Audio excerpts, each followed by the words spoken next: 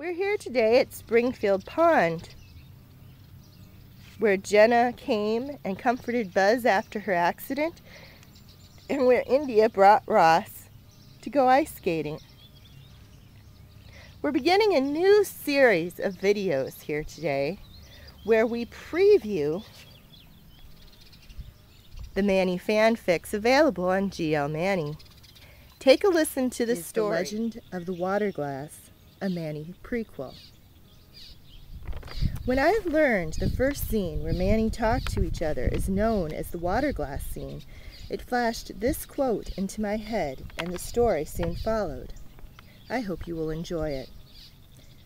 The Legend of the Water Glass, a Manny prequel by Robansuefarm. It was only an accident that he had put his lips just where she had put hers. Nevertheless, it had a curious significance for her. They too had drunk from the same cup. She remembered idly that an old aunt of hers used to say that when two people did this, their afterlives would be linked in some fashion, whether for good or ill. Ella Montgomery, Rainbow Valley. So this is Millennium, Danny thought, as he walked up to the front door. It had been hard to get a parking spot. The crowd was spilling out the door and the music blared. It looks like the place was doing very well. It hadn't been open very long, and Danny had never been there yet. He liked a predictability in a club, some place not in the first waves of inness, a place where they knew him by name and said, "Mr. Santos," in a respectful tone, took him to his regular table and brought him his regular drink with a crisp, "Your usual, Mr. Santos?" Only the girl changed. Almost every night he went out. However, this time he was alone. His brother Mick was working at this club now. Mick had said the place had potential. Mick never used a word like that, and it made Danny nervous. Mick had his own way of doing things. There had been the beginnings of quiet rumbles around town. Mick was escalating his drug pushing and use. It made Danny sick. He had no use for drugs at all, and once he finally took over, the Santos family would never be involved with drug deals again. That he couldn't get Mama to see things his way. There had also been a little instance of a shiner that Mick had attempted to hide, but failed to, a couple of weeks before the club opened. If there was going to be trouble over whatever potential problems Mick was planning at the club, Danny preferred to head it off before it happened if he could.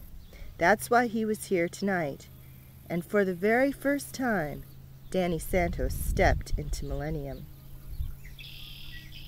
Michelle Bauer was on another date with Jesse at Millennium, if you could call it a date. Technically, Jesse was working as he was almost every night. He still seemed a little uncomfortable in his skin in the role of manager that Drew had pushed on him. He had not yet learned to delegate and was doing way more of the work himself than he should be, Michelle knew. Drew was no help with this because her natural good business sense was being overridden by her constant scheming to get Jesse's time and attention. As much as Drew Jacobs wanted Millennium to succeed, and Michelle knew that Drew had invested a lot of herself in making it succeed, Drew wanted Jesse more. She was quite willing to use whatever it took to get his attention, even if it meant encouraging his newbie obsession with micromanaging everything that went on in the club. For what seemed to be the 100th time that night, Drew had borrowed Jesse for a pressing business decision. Really, it wasn't even Drew's stunts that were the problem. It was Jesse's reaction to them. No matter what Drew did, Jesse seemed to make excuses for her.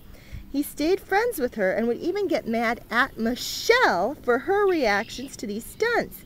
"It's only Drew," Jesse would say, as if that explained everything. What was up with that? She kept telling herself that she was overreacting due to her insecurities, due to her father's infidelity with Maureen, Marcus's infidelity to Dahlia, Blake's infidelity to Ross, Holly's infidelity to, well, everyone. "Stop it, Michelle," she told herself sternly. Michelle was practically vibrating with irritation now. She had had enough. Read the rest in Legend of the Water Glass, a Manny prequel by Robansuefarm.